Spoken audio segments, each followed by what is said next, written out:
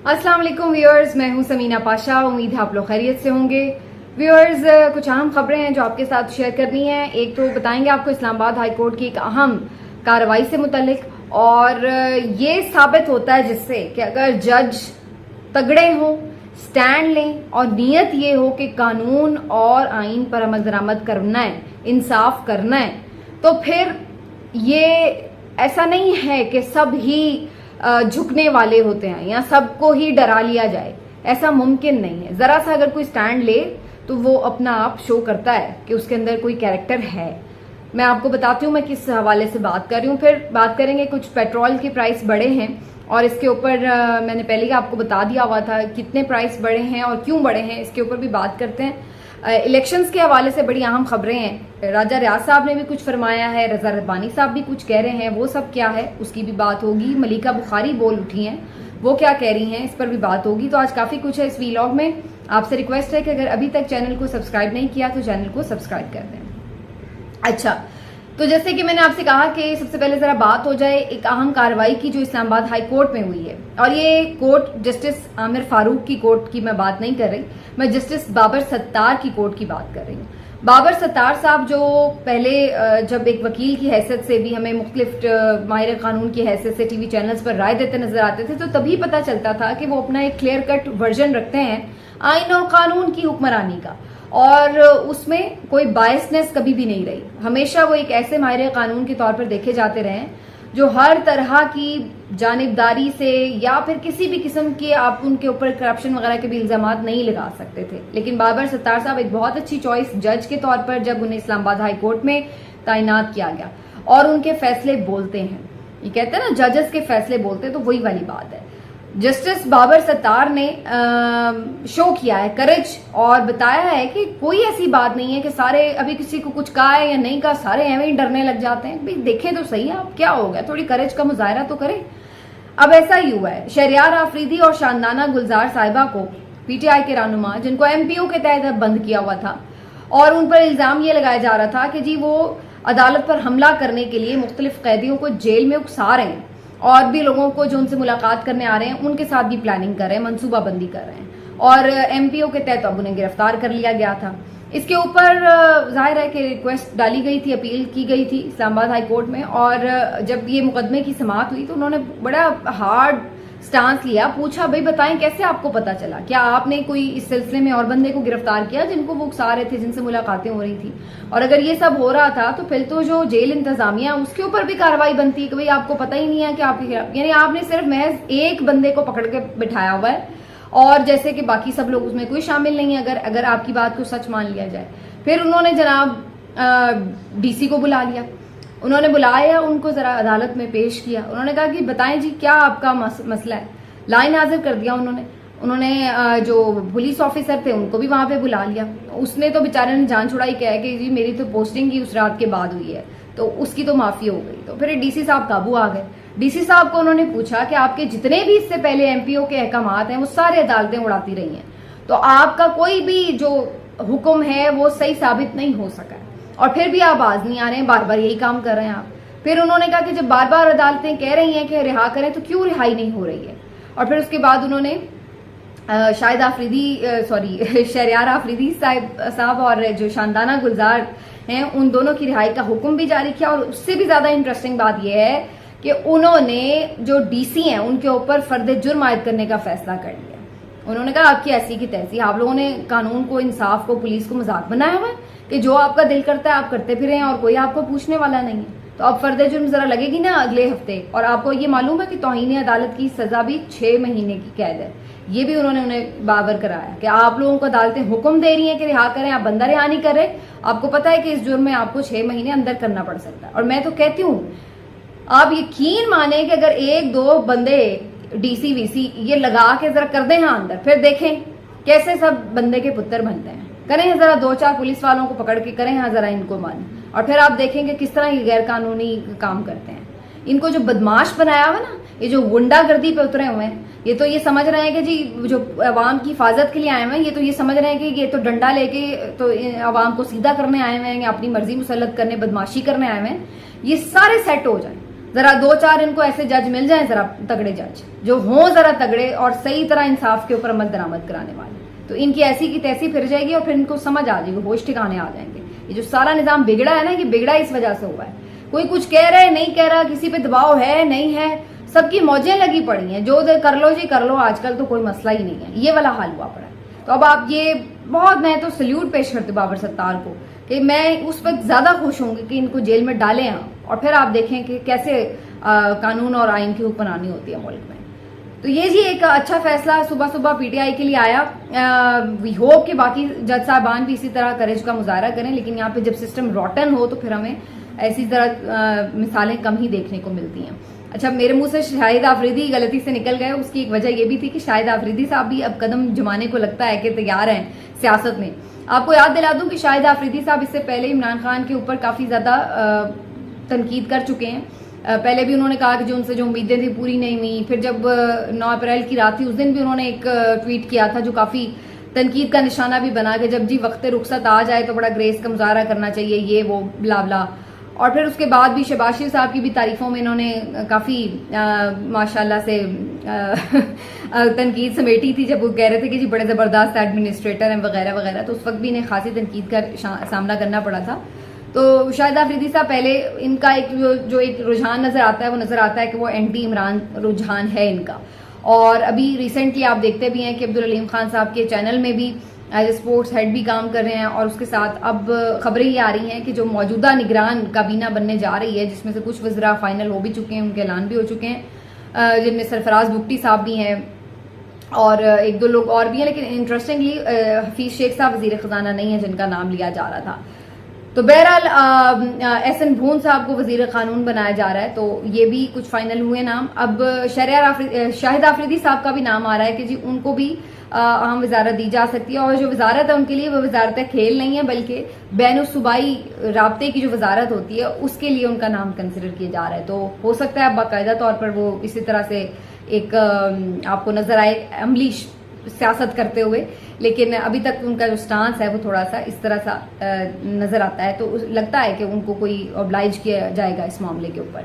तो बहरहाल जी ये शाहिद आफरीदी साहब की बात, हर एक की अपनी चॉइस है। अगर वो कोई करना चाहता है सियासत तो बिल्कुल उसका राइट है, और अगर वो किसी भी साइड पे खड़ा होता है तो वो उसकी अपनी एक हक और सच की एक अपनी मंतक हो सकती है।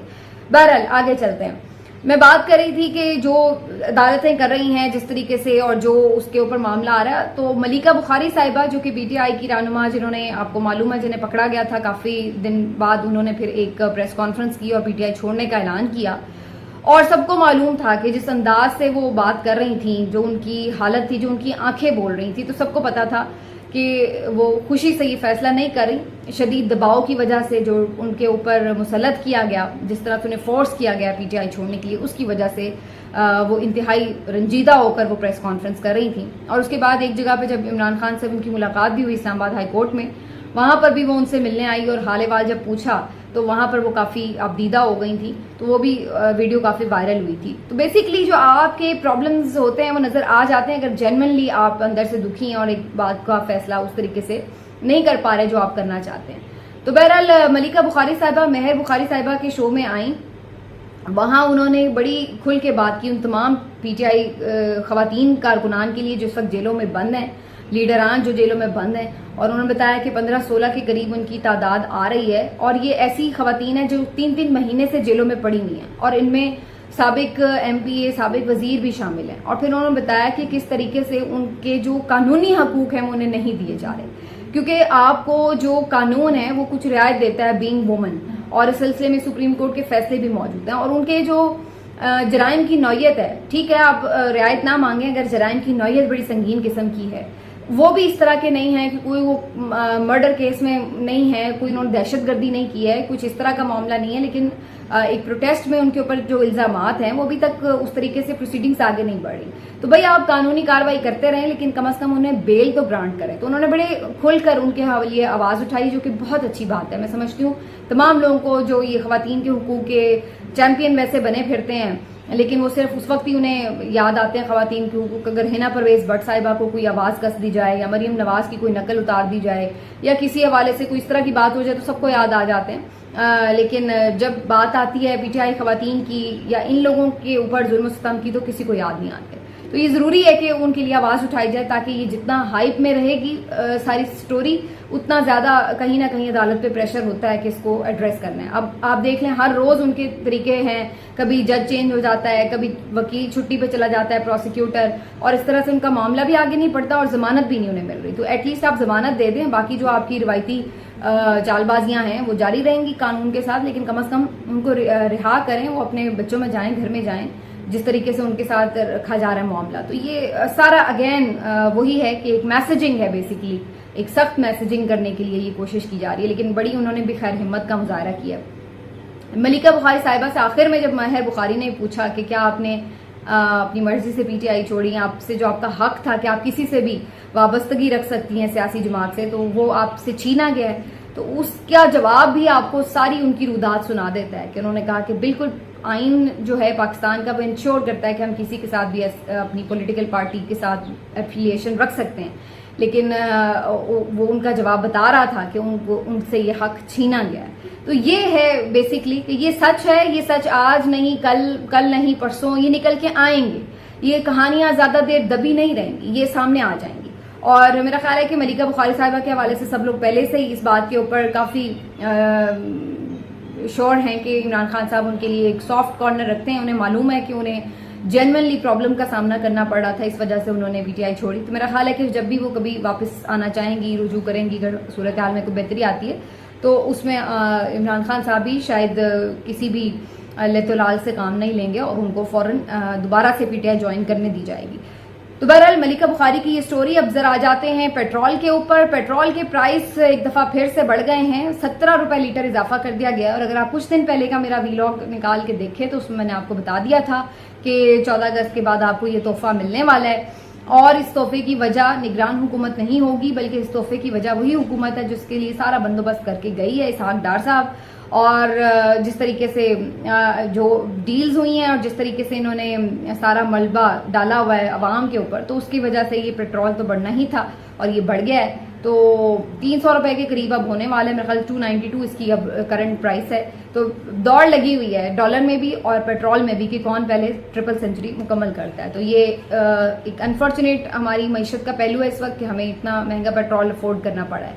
लेकिन इससे ज्यादा मैं इस बात पे सोच रही थी कि अगर आप में थोड़े से भी गट्स हों, थोड़ी सी भी आप में किसी न किसी ग्रेस का मुजाहरा करें, तो कम से कम आपका इतना तो बनता था वजीर खजाना इसहाक डार साहब कि जाते हुए आप जरा एक प्रेस कॉन्फ्रेंस तो करते, जरा ओपन किस्म की प्रेस कॉन्फ्रेंस करते, बुलाते जरा तमाम इंडिपेंडेंट सहाफियों को, सिर्फ लाइक माइंडेड नहीं, इंडिपेंडेंट सहाफियों, जो सही जेन्युइन सहाफियों को, और फिर करने देते सवाल, पूछते वो आपसे आपकी तजर्बाकारी का और आपसे उन वादों का कि जनाब आप लोग जब इमरान खान के दौर में चीखते थे कि पेट्रोल जो डॉलर है वो तो 200 का नीचे आ जाएगा, 200 से नीचे आ जाएगा, बल्कि ये तो आप मिफ्ता के दौर में भी बोलते थे वैन, और जो आपका पेट्रोल है वो इसी तरीके से वो भी आप कहते थे कि जनाब वो तो उससे भी कम हो जाएगा, 150 से भी कम होना चाहिए। बिजली तो आप लोग कहते थे कि 12 रुपए फी यूनिट होनी चाहिए। तो ये सब क्या हुआ? अब जरा बताएं ना, आपने आके क्या किया है? क्यों नहीं आप कर सके? करना तो दूर की बात है, आपने तो डबल ट्रिपल उनकी प्राइस बढ़ा दी है। तो करते ना जरा आके एक प्रेस कॉन्फ्रेंस। अगर आप में वाकई कोई ग्रेस होती तो आप आते और आकर जवाब देते अपनी कारकर्दगी का। इतना जो आपको स्पेशल एयरफोर्स के तैयारों में लेके आए थे, हालांकि आप एब्सकॉन्डर थे, मफरूर थे आप, उसके बावजूद आपको प्रोटोकॉल में लेके आए कि जैसे पता नहीं आप कितने बड़े कोई मसीहा हैं। तो क्या आपने कारनामे किए? बताएं ना जरा आके आवाम को, दिखाएं ना जरा आवाम को कि आप लोगों ने क्या रिजल्ट कार्ड अपना शो किया है। तो ये है इन लोगों की कारकर्दगी। और अवाम को अब ये समझ रहे हैं कि ये कोई बेवकूफ है कि 6 महीने लेट इलेक्शन हो जाएंगे तो जनाब ये अवाम सारा कुछ भूल जाएगी। अवाम को सब याद है जो आप लोगों ने अवाम के साथ किया है। तो ये अब तमाम गलत फहमियां जितने मर्जी आप बयानिए बनाने की कोशिश करें कि ये सब इमरान खान की वजह से है, सबको पता है कि ये सब किसकी वजह से है। ये इनके इकोनॉमी की इनकी परफॉर्मेंस है। आज जरा आप करें ना करेज, थोड़ी सी हिम्मत करें, आके बताएं कि आपको चीजें कहाँ कहाँ मिली थी, ज़र मुबादला के ज़खायर कितने थे जब आप आए, आपका डॉलर रेट क्या था जब आप आए, आपके जीडीपी ग्रोथ क्या थी जब आप लोग आए, जब आप लोग आए तो उस वक्त आटा, चीनी, घी, दालें, इनकी प्राइस क्या थी, बताएं जरा ये सब। और उसके बाद अब आज जब आप छोड़ के जा रहे हैं ना, उसका भी सारा मुआवजा खुद अपने मुंह से जरा करके बता के जाएं, फिर हम देखते हैं कि आप कितने पानी में। ये है इनकी औकात असल में, कि ये इनकी परफॉर्मेंस है। और लास्टली मैं जरा बात कर लूँ, इलेक्शंस की बात हो रही है कि जी ये सब कुछ लोग भूल जाएंगे या नहीं भूलेंगे। इलेक्शंस तो आपको पता है कि सभी अब एक तरह से ये खबर भी है और ये एक नैरेटिव मेकिंग भी है कि लोगों को ऑटोमेटिकली उनकी जहन साजी कर दी जाए, बना दिया जाए उनका जहन कि जी जो आपके इलेक्शन है वो तो फरवरी में ही होने, और इसके लिए तमाम लोग एक ही बात कर रहे हैं कि फरवरी से पहले नहीं, फरवरी से पहले नहीं। तो ऑटोमेटिकली सब इस बात को एक्सेप्ट भी कर लेंगे अब कि हाँ भाई ठीक है, फरवरी में ही इलेक्शन होने हैं, कोई इस पर क्वेश्चन भी ना ताके उठा सके। और अब रजा रब्बानी साहब ने एक प्रेस स्टेटमेंट जारी की है। मैं रजा रब्बानी साहब का प्रेस स्टेटमेंट इसलिए खास तौर पर डिस्कस कर रही हूँ कि वो लोग थे कि जब पंजाब और खैबर पख्तूनख्वा के इलेक्शन डिले हो रहे थे तो इनसे पूछा जाता था कि आप तो आइन के बड़े अलंबरदार हैं, आप तो जमहूरियत के बड़े चैंपियन हैं, और आपके सामने ये सब हो रहा है, आइन शिकनी हो रही है, 90 दिन इंतखाब का कहता है आइन, और नहीं हो रहे हैं 2 सूबों में, और अवाम हक की नुमाइंदगी से महरूम है, तो उसके ऊपर आपके पास कोई जवाब नहीं था। फाज शहबाज पीछे पीछे माइक लेके घूम रहा था तो आप जवाब नहीं दे पा रहे थे, अवॉइड कर रहे थे, बल्कि उनके साथ सख्ती से पेश आ रहे थे। तो ये क्यों था? मुनाफिकत इसी को कहते हैं ना। अब जब आपको नजर आ रहा है कि सिंध हुकूमत हाथ से चली गई है, इलेक्शन जल्दी नहीं होने को है, तो अब आपको याद आ रहा है कि जी आइन तो 90 दिन की बात करता है, और ये अब आपको याद आ रहा है। एक हफ्ता पहले आपको याद नहीं आ रहा था कि जब आप लोगों ने जो कॉमन इंटरेस्ट की काउंसिल है उसके अंदर बैठ के जब नई मर्दमशुमारी को नोटिफाई करने का फैसला किया, तो उस वक्त आपको नहीं पता था कि जब हम ये नोटिफाई करेंगे, नई हल्काबंदियां होंगी, तो इलेक्शन तो 90 दिन में नहीं होगा। फिर तब आपको नहीं पता था, और एक हफ्ते बाद अचानक आपको ये पता चला कि आइन में तो लिखा है कि 90 दिन में इलेक्शन होने हैं। पता नहीं किसको ये लोग बेवकूफ बनाते हैं। और फैसल करीम कुंडी साहब आकर बता रहे हैं कि जी हमसे गलती हो गई, नहीं करना चाहिए था नोटिफाई, मंजूरी नहीं देनी चाहिए थी मर्दमशुमारी की, अब तो इलेक्शन लेट हो गया है। और अब जो है इनको सबको आइन की वो शिकें याद आ रही कि 90 दिन में इलेक्शन होने चाहिए, जल्दी इलेक्शन चाहिए, इलेक्शन की डेट क्यों नहीं अनाउंस हो रही। अब रजा रब्बानी साहब ने उस प्रेस स्टेटमेंट में भी जारी किया कि जी इलेक्शन कमीशन ने अभी तक डेट क्यों नहीं अनाउंस की, हफ्ते से ज्यादा हो रहा है, असम्बली तहलील हुए वगैरह वगैरह, इस तरह की बातें। तो अभी इनको सब ये चीजें याद आएंगी जब इनको लाइन में लगकर इलेक्शन मांगने पड़ेंगे ना, तो फिर ये किस मुंह से जाकर इलेक्शन की करेंगे। और मैं आपको ये भी बता दूं, इनके पास तो इसमें पब्लिक सपोर्ट भी नहीं है कि ये सड़क पर आके कोई मुजाहरा ही कर लें इलेक्शन मांगने के लिए। ये तो सिर्फ यही करेंगे कि प्रेस स्टेटमेंट जारी कर दें, प्रेस कॉन्फ्रेंस जारी कर दें। कहां से लेके आएंगे पब्लिक जो इलेक्शन आके मांगे इनके साथ में जूते भी वो मारेगी कि जब आपको उस वक्त कहा जा रहा था कि इलेक्शन टाइम से करा लें तो आप लोगों के हीले बहाने ही नहीं खत्म हो रहे थे। कभी आप फजूल दुनिया के बहाने ला के सुप्रीम कोर्ट को बता रहे थे कि जी इलेक्शन नहीं हो सकता जी, एक दिन में कराने हैं, चूंकि कच्चे का ऑपरेशन हो रहा है, चूंकि पैसे नहीं है, पता नहीं कौन से आपने बहाने नहीं लगाए सुप्रीम कोर्ट के सामने। और अब आपको याद आ रहा है कि इलेक्शन के बारे में आइन क्या कहता है और कानून क्या कहता है। तो अभी आप जरा इनको देखें, और फिर अभी तो ये थोड़ा सा सेटल्ड हैं कि चलो फरवरी में हो जाए, क्योंकि ये एक म्यूचुअल अंडरस्टैंडिंग लगती है। लेकिन अगर ये उससे आगे गए ना तो फिर इनका रोना धोना आप देखिएगा, क्योंकि सिंध गवर्नमेंट तो इनके पास ही भी गई हुई है ना, तो अब इनके भी मुसीबतें बनी हुई हैं, पैसा नहीं बन रहा, उस तरीके की पावर हाथ से चली गई है, तो चीखें तो इनकी भी निकलेंगी जब जरा थोड़ा सा ज्यादा टाइम गुजरेगा। तो अब बस आप देखते जाएं, और फिर सब लोग इनको उस वक्त समझाते थे कि ये सब काम जो आप कर रहे हैं आपके आगे आएंगे, आप बाज आ जाएं। लेकिन उस वक्त ये पता नहीं कोई इनको पीछे से डंडा था या फिर इनको साथ कोई जो है वो इनकी म्यूचुअल अंडरस्टैंडिंग थी, जो भी था, लेकिन उस वक्त ये अलाकार बने हुए थे एस्टेब्लिशमेंट के और ये कर रहे थे, और अब वही बात है। मिलते हैं, ये लोग अपना ख्याल रखें। अल्लाह हाफिज़।